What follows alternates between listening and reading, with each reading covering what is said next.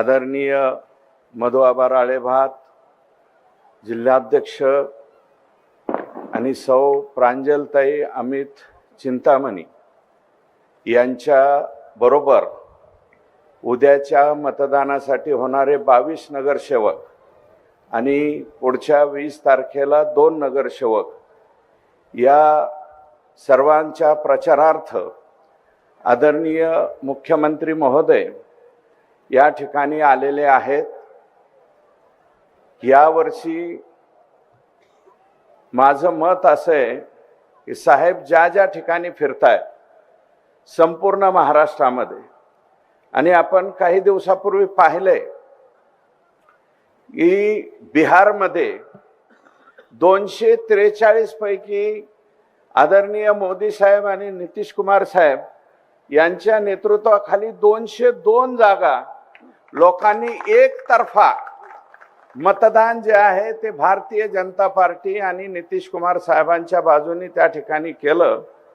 आणि राज्याचे मुख्यमंत्री मला वाटतं ज्या ठिकाणी गेले तिथल्या 1-2 जागा सोडता बहुतेक सर्वच्या सर्व जागेवरती अगदी पासवान साहेबांच्या मुलाच्या सीट्स असतील, तेही केंद्रीय मंत्री आहेत, केंद्रीय मंत्री महोदयांच्या पक्षाच्या सुद्धा सीट्स तिथे आल्या आणि मांझी साहेबांच्या सुद्धा सीट्स त्या ठिकाणी आल्या।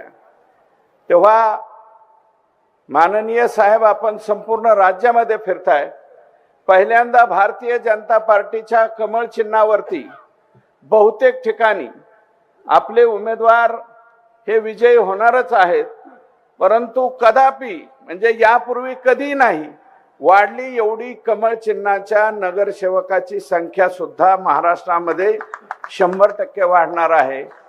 आणि तसं जामखेड शहराला कमळ चिन्ह काही नवीन नाही। माननीय रामभाऊ शिंदे साहेबांनी फार वर्षापासून अगोदर कमळ चिन्ह नव्हतं, म्हणजे सदाशिवराव लोखंडे साहेबांपासून, नंतर रामभाऊ शिंदे साहेबांच्या म्हणजे जवळजवळ 25 वेळा या मतदारसंघाने कमळ या चिन्हाला या ठिकाणाहून निवडून दिलेलं आहे। आता कालच्या निवडणुकीमध्ये अगदी 1200-1250 मताच्या फरकानं या ठिकाणी आपलं सीट जे आहे ते पाठीमागे राहिलेलं आहे, अन्यथा जवळपास ते गाठीत आणलेलं होतं। तसं आता या नगरपालिकेमध्ये अमित भाऊ चिंतामणी हा चांगला मुलगा आहे, सगळ्यांना बरोबर घेऊन चालणारा आहे, आणि आबांनी सुद्धा या ठिकाणी पूर्णपणे समर्थन दिलेलं आहे। पक्षाचे सगळेचे सगळे लोक एकत्रितरित्या या ठिकाणी काम करतायत। मग या शहरासाठी असलेली घोडेगावची पाणी पुरवठा योजना असेल, या शहरामध्ये अंडरग्राउंड ड्रेनेजची आवश्यकता आहे, पाण्याचा निचरा होण्याची आवश्यकता आहे। आणि या शहरामध्ये, कारण पूर्वी ग्रामपंचायत होती, म्हणजे राळेभात या ठिकाणी सरपंच असताना आबांचे बंधू महादेव आप्पा त्यांच्या कालावधीपासून पूर्वी हे छोटं शहर होतं, हळूहळू मोठं होत गेलं, आणि ग्रामपंचायतीच्या कालावधीत कामं झाल्यामुळं थोडं अरुंद रस्त्याचा सुद्धा प्रश्न साहेब या शहरामध्ये आहे। आणि या अरुंद रस्त्याच्या बाबतीत सुद्धा नगरपालिका जाऊ द्या, आता मागचं सोडून द्या ना साहेब, त्यावेळेस मी कोणत्या पक्षात होतो। तर असो, या ठिकाणी अरुंद रस्त्याला सेंट्रलला ड्रेनेज करून ते पाण्याचा निचरा जर दोन्ही बाजूनी या ठिकाणी जर केला तर जामखेड शहरासाठी हे करण्याची आवश्यकता आहे। आणि केंद्र सरकारमध्ये माननीय मोदी साहेब आल्यापासून तुम्ही पहा, मनमोहन सिंग साहेबांचं सरकार होतं त्या कालावधीमध्ये म्हणजे शहरांसाठीचं बजेट अतिशय कमी होतं, परंतु 2014 मध्ये मोदी साहेब आल्याच्या नंतर या ठिकाणी शहराच्या बाबतीमध्ये अतिशय गांभीर्यपूर्वक निर्णय घेऊन त्या ठिकाणी निधी मोठा उपलब्ध करून देण्याचं काम जे आहे ते केलेलं आहे। देवेंद्रजी फडणवीस साहेब 2014 साली ज्यावेळेस पहिल्यांदा मुख्यमंत्री झाले होते आणि मुख्यमंत्री झाल्याच्या नंतर नगर विकास खात्याचं बजेट हे फक्त 6,000 कोटी रुपये होतं त्या कालावधीत, आणि आता किती झालंय? 50,000 कोटी रुपये प्रतिवर्षी नगर विकास खात्याला मिळत आहे. आणि केंद्र सरकारचे येणारे पैसे वेगळे, म्हणजे हा पैसा कुठं गेलाय, शहर बदलताना त्या ठिकाणी दिसत आहेत. ही सगळी किमया राज्याचे मुख्यमंत्री आणि साहेबांकडे 5 वर्ष नगर विकास खातं त्यावेळेस होतं, पूर्ण 5 वर्ष. गृह खातं नगर विकास खातं साहेबांकडेच त्या होतं. त्यावेळेस खूप मोठी कामं या संपूर्ण महाराष्ट्रामध्ये त्यांनी केली.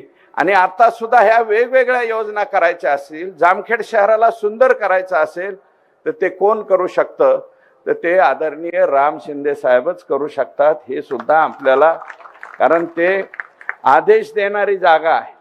रामशास्त्री प्रभूंच्या नंतर राम शिंदे नावाचे मला वाटतं सभापती सुद्धा आणि पहिले भारतीय जनता पार्टीचे विधान परिषदेचे सभापती सुद्धा राम शिंदे साहेब झाले. आणि त्या चेअरवरती बसल्याच्या नंतर, त्या खुर्चीवरती बसल्याच्या नंतर जो आदेश सुटतो तो आदेश राज्याच्या मुख्यमंत्र्यांना सुद्धा पाळावा लागतो. एवढी पॉवरफुल ती खुर्ची आहे. आणि मला वाईट वाटलं, टीका कोणावरती करावी? व्यक्तिगत राम शिंदे यांच्यावरती 100% कोणी बी टीका करावी, परंतु राम शिंदे साहेबांनी जे पद घेतलेले, कृपया ते पद सर्वोच्च पद आहे या महाराष्ट्राचं, त्या पदावरती कृपया टीका व्हायला नको होती. परंतु या जामखेड शहरामध्ये त्या पदावरती टीका झाली, हे खूप वाईट वाटलं. आणि टीका करणारे कोण आहेत ते मला माहिती नाही, परंतु त्यावेळेस स्टेजवर जे बसणारे होते त्यांनी त्यांना का थांबवलं नाही? मग फुले शाहू आंबेडकरांची नावं तुम्ही घेता, संसदीय मंडळाचं नाव तुम्ही घेता, 2-2 टर्म तुम्ही सुद्धा तिथे गेलेला आहात. आणि मग त्या सर्वोच्च पदावरती जर कुणी कार्यकर्ता बोलत असेल तर त्यांना मला वाटतं त्यांनी थांबविण्याची आवश्यकता होती. ते थांबवलं नाही, हे दुर्दैव आहे. म्हणून मी काही न म्हणता 22च्या 22 ठिकाणी कमळ, 2 स्थगित आहे, ते 20 तारखेला 22च्या 22 खाली कमळ आणि वरचं सुद्धा कमळ. आणि कमळ या चिन्हाला आपण सर्वांनी मत देऊन राम शिंदे साहेबांच्या रूपानं, या राज्याच्या मुख्यमंत्री साहेबांच्या रूपानं या जामखेड शहराचा जो चेहरा मोहरा आहे तो बदलण्यासाठी आपण सर्वांनी मतदान करावं. अतिशय मनमिळावू नगराध्यक्ष या ठिकाणी मिळणार आहे, त्यांनाही आपण मत द्यावं. आणि साहेबांना शेवटची एक विनंती करतो, हा जो मेन रस्ता आहे साहेब, हा अर्धा माझ्या मतदारसंघाकडे जातो, अर्धा जामखेड मतदारसंघाकडे येतो. ह्या 1857 पासून कोण कॉन्ट्रॅक्टर भेटलाय आम्हालाच कळाना. फक्त दररोज 2 फूट काम करतो, 2 फूट. आमची बेजारी झाली साहेब. जामखेड हे व्यापाराचं शहर आहे. या 4-5 तालुक्याचं मुख्य व्यापाराचं ठिकाण जर कोणतं असेल तर ते जामखेड शहर आहे. या जामखेड शहराचा व्यवहार फार मोठा आहे आणि तिथे येणारे 5 तालुक्यातले लोक आहेत. त्याच्यामध्ये आम्हाला अडचण होती. निवडणुका संपल्याच्या नंतर आपल्याला वेळ मिळेल त्यावेळेस रामभाऊ, मी आणि या रस्त्याच्या संदर्भात बैठक लावा आणि हा रस्ता लवकरात लवकर पूर्ण करा एवढीच विनंती करतो आणि या ठिकाणी थांबतो.